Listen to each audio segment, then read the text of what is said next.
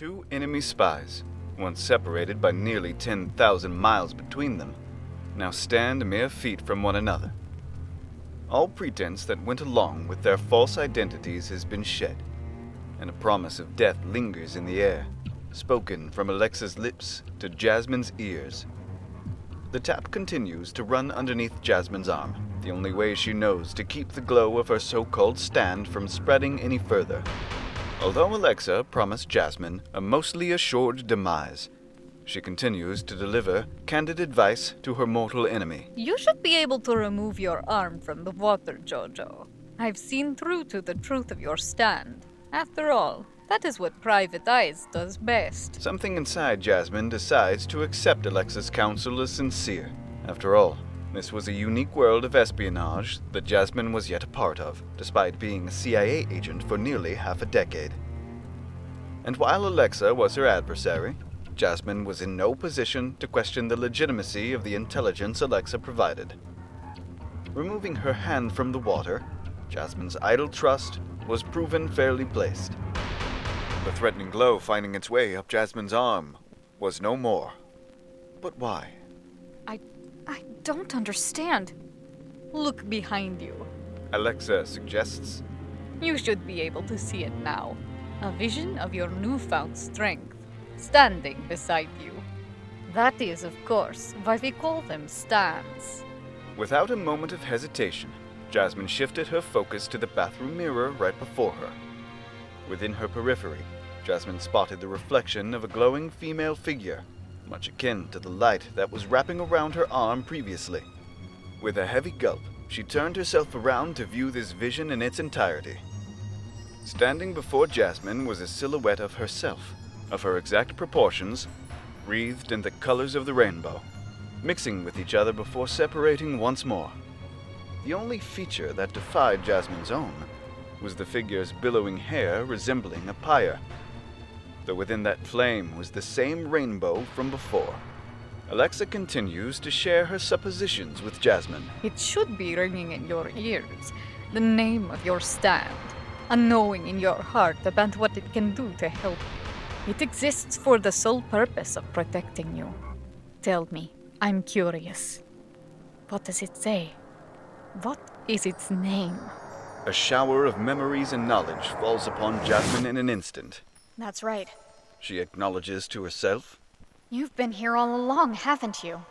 Some instinct I always had telling me where to hide, how to keep myself safe. Back then on the streets, and even now as an agent. Without finishing her thought, Jazmine takes bold action, now equipped with a weapon to match her uncanny foe. She grabs a bar of soap left on the sink and launches it directly at Alexa's face. Before the flying artillery of suds makes contact, Jazmine exclaims a command to her stand, giving Alexa her long-awaited name of Jazmine's spectral partner. Limelight, shine on! The bar of soap explodes in a flash of light, transforming into a makeshift flashbang by Limelight's unique ability. Alexa and both satellites of Private Eyes are momentarily blinded by Jazmine's efforts.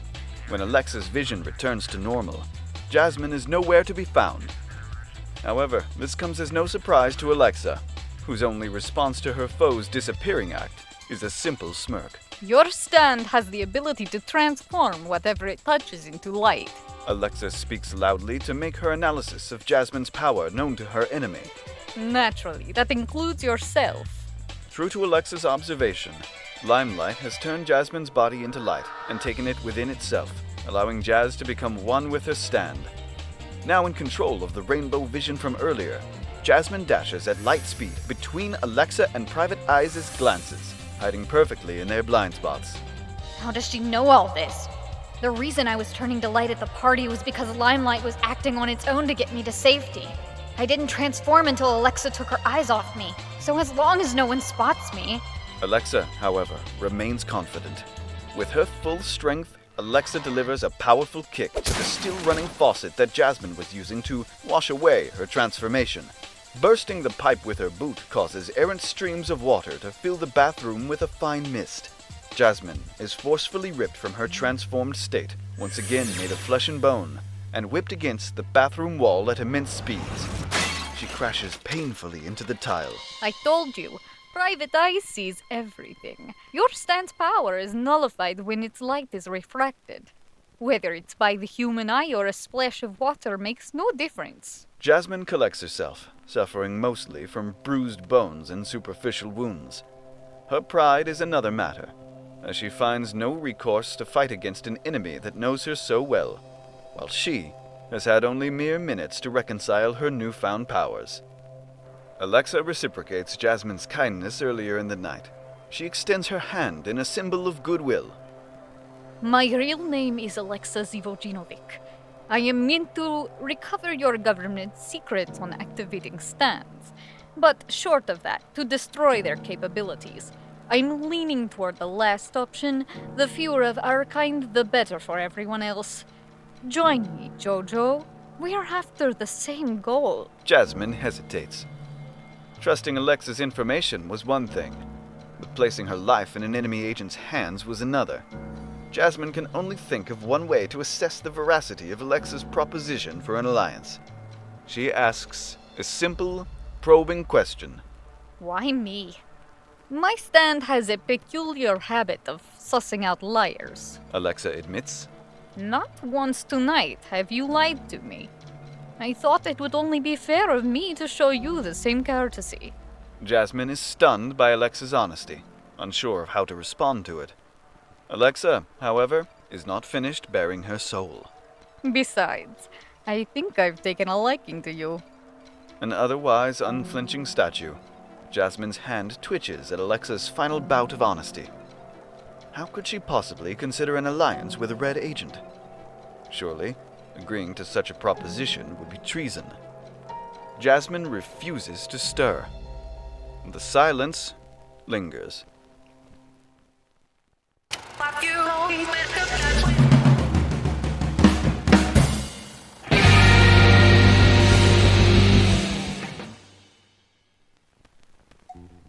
The Tower of Maison sits on a street named Electric Avenue, a commercially vibrant part of town during daylight hours, but an otherwise veritable ghost town once night falls. Jazmine finds herself alone, walking block after block from the imposing Maison Tower to a modest motel at the end of the street. Locking herself in a telephone booth, Jazmine takes several breaths to collect herself, digging for loose change in her purse. Finally able to work up the nerve to make a fateful phone call, she picks up the receiver and dials a number committed to heart. The line rings, but no one on the other end picks up. God damn it! Jazmine swears as she slams back the receiver with all her might. What the fuck are you doing, Calvin? Pick up! Like I said, A familiar voice echoes from outside the booth. they don't care about you, Jazmine. Not like I do. One of Alexa's private eyes floats about Jazmine, speaking to her through the satellite as some form of rudimentary relay. Alexa herself seems physically removed from the scenario, keeping her distance from the distrusting Jazmine with her long-ranged stand. You said it yourself. Your grandmother was a prohibition agent back in the day. Stabbed in the back just like you. It's only a matter of time before it becomes literal. That remains to be seen. Jasmine barks, reminding Alexa the terms of their arrangement. Until I've got a knife sticking out of my back, we've got no deal. Do you see one anywhere? Yet, just saying that history has a habit of repeating itself. The single private eye follows Jazmine as she leaves the phone booth for the reception desk of the nearby motel. Out of all the lodgings on the entirety of the strip, the Livewire Motel on Electric Avenue had one sole vacancy. And so with the rest of her pocket change, Jazmine secures one night of rest. The clerk tosses her a key, labeled as belonging to room number 207. Passing by every door on the way to her room on the second level, Jazmine notes how cheap and ramshackle this particular abode was. After all, it only cost her $5 a night. However, when coming across her room, its door stood strangely out of place.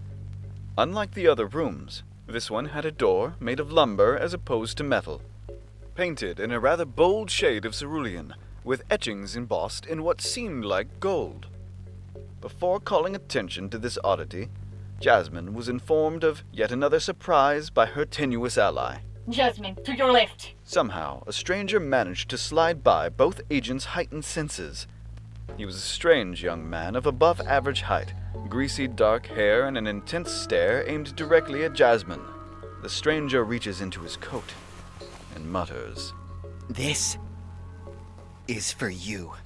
Jazmine instinctively places her hand on her thigh where she has a small firearm stored. However, much to the surprise of the two agents, the stranger pulls out a bouquet of marigold flowers, rather than what they assumed was a weapon. I'm, a fan.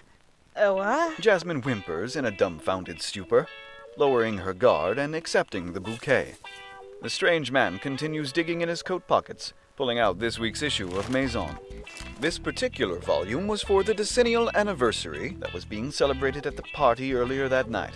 Jazmine emblazoned on the front cover, being introduced as JoJo.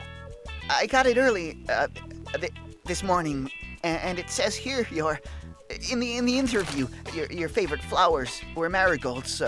I got some, but now they're for you. Do you think you could sign this? I promise I'll get out of your hair. Sure. Jazmine whispers in reluctance. To who? Steiner Optics. With a marker the strange man curiously had on hand, Jazmine writes a hurried thank you note to her first apparent fan.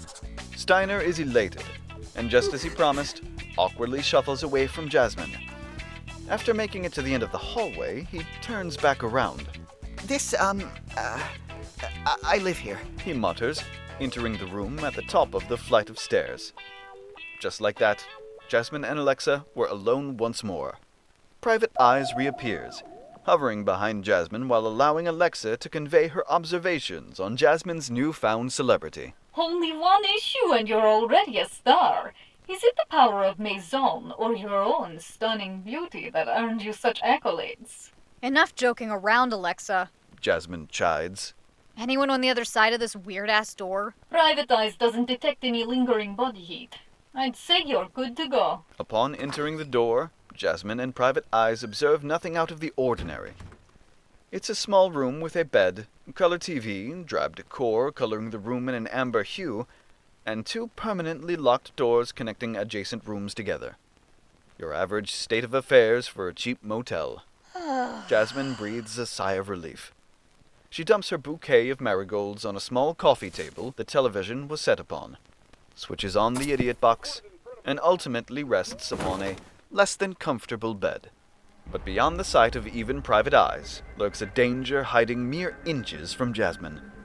Armed with a gleaming knife underneath her lumpy bed, some unknown threat lurches to attack. However, Jazmine came prepared. When the fiend emerges from his shadowy hiding place, he finds himself face to face with the snubbed barrel of a Beretta Minx, wielded by Jazmine in eager anticipation of the villain. How? He exclaims in disbelief. Jazmine takes the sunglasses resting on her brow and flicks them down, explaining. I had limelight glam up my shades. A layer of infrared light lets me see body heat. A little trick I'm thinking of calling sunglasses at night. A single satellite of Private Eyes reemerges before Jazmine. Jazmine, I told you I'd keep an eye out for you. I gave you fair warning about the fan creeping up on you, didn't I? Don't you trust me? Not completely, but I appreciate you having my back before. I didn't catch the fanboy, you missed this guy. It's promising teamwork. Besides, I won't learn how to use my stand if the training wheels stay on forever. Refocusing the topic of conversation back to her knife-wielding attacker, Jazmine grills the villain, keeping him at bay by threat of gunshot. And you. Where were you thinking of sticking that knife? Because I've got a few ideas myself. The demented would-be assassin, besmocked in a woman's housekeeping uniform, cackles endlessly as if in victory. You've been burned, Jazz. Well, I guess the idea was that you were meant to be disposed of regardless. Whether it was by the square biz killer or one of us doesn't really matter. But I'm glad it's me, Martin Rossi, that gets to put you down. A La Cantina assassin. I can't believe the CIA would go that far. Jazmine scowls in disappointment. Before her attacker makes another move or takes another breath, Jazmine pulls the trigger. Wait! Alexa conveys hurriedly through Private Eyes. But it was too late, as Jazmine let loose a single fatal bullet into Martin's skull. He falls to the carpeted floor, limp. Jazmine keeps her weapon trained on Martin in anticipation of needing to fire another shot as she edges closer to inspect the body. Alexa, I really don't need to hear, and I told you so, okay? However, upon kicking over Martin's unresponsive remains, Jazmine uncovers a startling difference between the man she shot and the corpse lying before her. The body belonged to a completely different human being, that of a woman at least 7 inches shorter than Martin, and roughly 20 years older. What's the meaning of this? I tried to warn you, but I ran a quick scan on your attacker. Bone density was 20% lower than the average human, and several of his organs were misplaced by 50 millimeters at worst.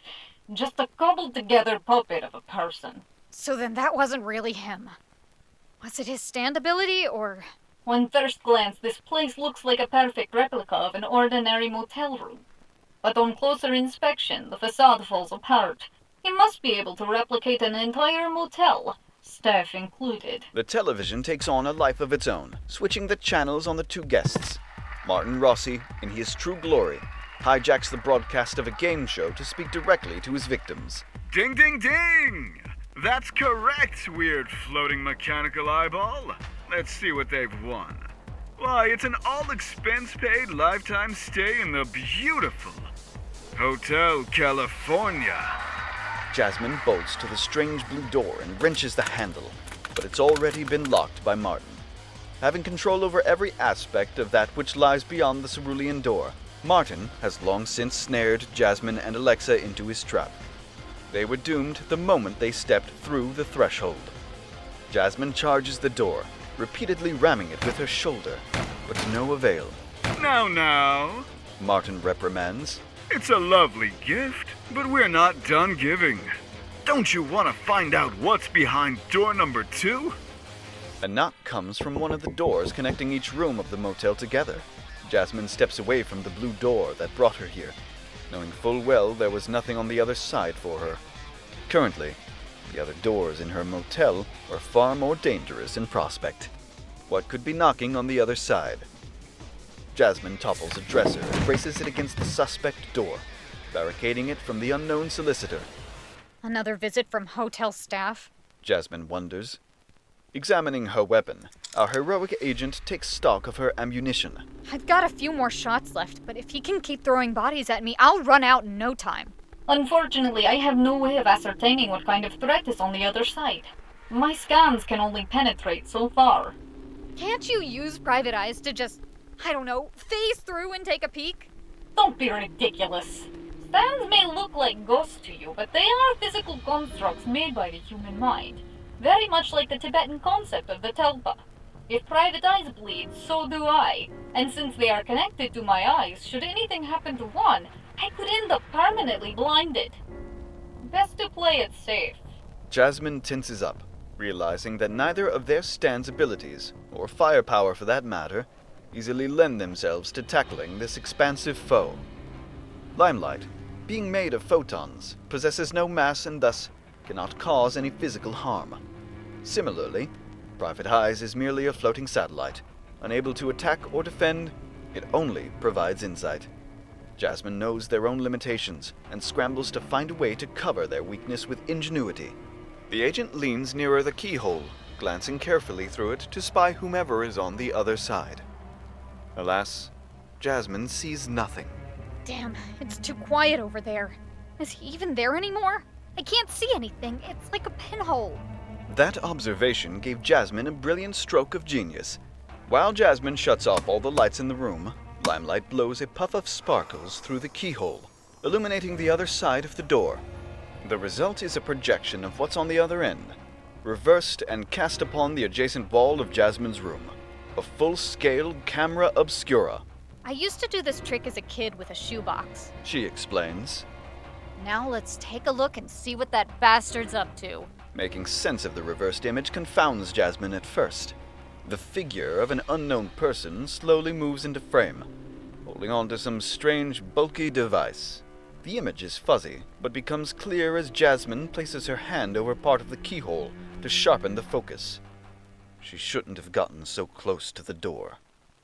To her horror, The image she beholds is of a groundskeeper bearing Martin's face and armed with a chainsaw. The maniac behind the door starts the engine, engaging the clamoring beast of 1,000 teeth and ripping through the makeshift barrier in one steady motion. Jazmine leaps out of the way in time to save her skin, but is left prostrate on the floor as Martin bursts into her room, chainsaw in hand. She manages to fire several more shots from her pistol, dropping Martin to the floor for a second time. Damn! She curses, tossing her piece aside, having depleted her ammunition. There goes the last of it. And possibly the last of our luck. With Martin disposed of for the time being, Jazmine takes her first step through the door from where her chainsaw-wielding foe entered. Theoretically, it should have led into another motel room. However, it has become more so apparent that they are no longer lodged at the Livewire Motel, but instead snared by Martin's stand.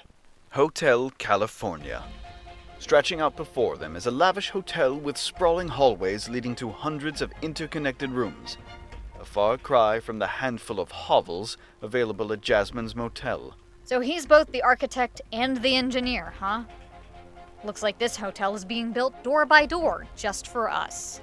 Carefully stepping around the corner of the hallway, Jazmine and Private Eyes finds an immense reception hall filled with guests and staff bustling about the extravagant domed foyer. However, they pay Jazmine no heed and go about their business as usual. There's so many. Martin could be hiding amongst them and we'd never know better. How do we tell the real Martin apart? Alexa ponders. You said when you harm a stand, the user gets their share of the damage, right? Jazmine's plan appeals to Alexa, who proceeds to scan their environment with private eyes for something to use to their advantage. That chandelier. Alexa notes, pointing out an enormous crystalline adornment hanging from the 100-foot ceiling of the reception hall. If that were to fall, I bet it would do a fair bit of damage. Without missing a beat, Jazmine sends Limelight topside, transforming one of the golden links holding the chandelier in place into light.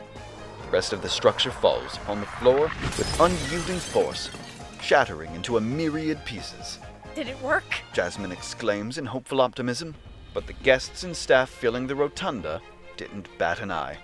Not one flinch of pain or even a twitch of surprise. It seems even the hotel is just an extension of Martin's stand, like how getting a haircut doesn't hurt. If not the hotel itself, what could his stand be?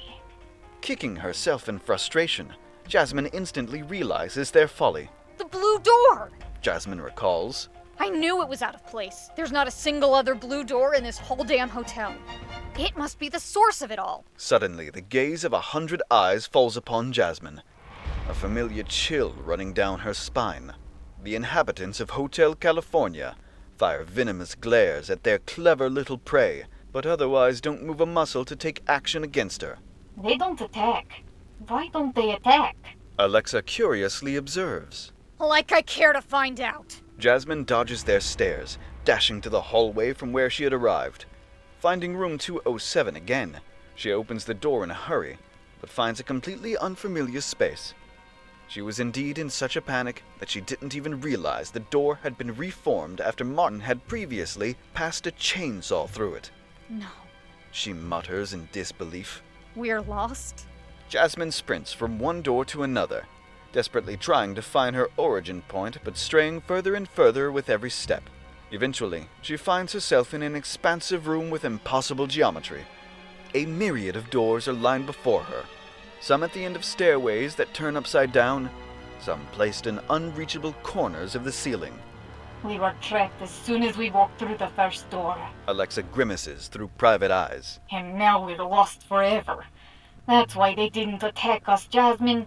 We already lost the battle. A television set placed gingerly in a red velvet chair switches on, somehow unplugged from any electrical source. More trickery by Martin Rossi, who greets his newest victims. One last chance, and the odds are a fair 1 in 100. Pick a door and win a prize. Guess correctly and I'll let you die at your own leisure. Grow old, starve to death, or just drop this TV in a nice hot bath. How you die is up to you, but if you pick the wrong door... He mutters, trailing off in grim implication. A rumbling chuckle begins to fill the ever-expansive room. bouncing off impossible stairwells, windows, and doors into a reverberation of laughter.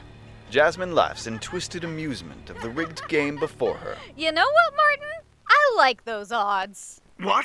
Private Eyes bobs in confusion, equally as stunned as Jazmine's opponent. We were doomed mere seconds ago. What makes you so confident? Jazmine lifts a single finger and points to one particular door. Though mislabeled, it has a peculiar growth of flora emerging from underneath. A welcoming mat of vines and golden flowers. I fixed the television in our room to emit UV light before we left. That bouquet from my adoring fan turned into a real lifesaver. Jazmine leads with a kick, knocking down the door covered in marigolds. Within lies a veritable garden of golden flowers, nourished by the bodies left behind and the rays of sunshine leaking from the television. At the far end of the room, the cerulean door, leading to the outside world. I thought of tampering with the thermostat and using sunglasses at night to see the hottest room, but then I figured if Martin's in control of everything in the hotel, he'd notice. That's why I had to use something from outside. Guess I should take this as a sign. I'm a better model than an agent. No! Martin pleads from the television in the original room where Jazmine now stands. Maybe you can come back to us. We can reverse the burn notice. You could be part of La Cantina. Trust me, you don't want to do this. Granny was right. Told me never to get involved in government. But I wanted to be just like her. She was tough. The best prohibition agent there was. But the feds gave her the boot right when she was on the mafia's tail. Even after losing her badge, she didn't stop busting those bootleggers. Even if you burn me, take my badge away, I'm not gonna stop either. Jazmine reconciles. She holds her CIA badge in hand, gazing in lament at the polished medallion before casting it aside into the room's trash can. I guess history repeats itself after all. Badge or no badge, I'm shutting this cantina down. Jazmine places her foot clean through the television. Calling over Private Eyes, she issues a command to Alexa on the other side of her stand. Flicker the camera on Private Eyes as fast as you can, Alexa. I've got a pose in mind. Jazmine stands confidently before the cerulean door that comprises the true form of Hotel California. With her arms crossed, she launches limelight at the door. With every shutter of Private Eyes' camera, Jazmine automatically turns into light, then back again, all within the blink of an eye, much like when she was forced out of her transformation by Alexa. Jazmine's fists travel at impossible speeds before becoming physical at the moment of impact. The end result is a strobe of limelight throwing punches before Jazmine, shimmering in a rainbow glow from every light speed blow. She has overcome the limitations of her stand's purely defensive ability, transforming what was once a weakness into strength. After all, force is merely the product of mass and acceleration. Hotel California, the sky blue door that trapped Jazmine and Alexa in an infinite labyrinth of hellish hospitality, flies off the hinges. The room they were in returns to normal, the stand having been neutralized by the sheer damage Jazmine inflicted upon it. Martin Rossi is rendered barely conscious, left concussed in the bathroom by his stand's deactivation. The back of Martin's head meets with the bottom of Jazmine's shoe. She repeatedly stomps his face into the dirty waters of the toilet's porcelain bowl, ultimately holding his head underwater with her heel. Last call before the lights go out, Martin. What'll you have? Our would-be assassin meets his end while gasping for air in the bottom of a toilet. Martin Rossi takes his last breath alongside a gulp of effluent, filling his lungs. Quite a bitter last drink.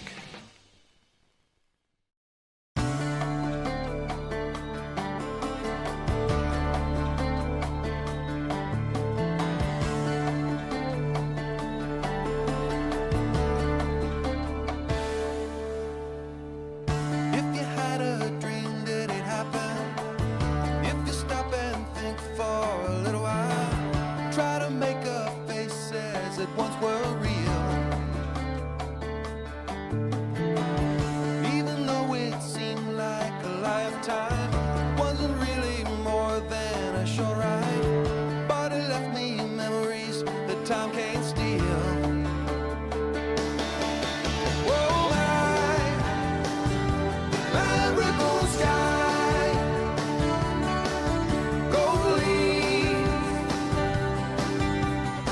reflections on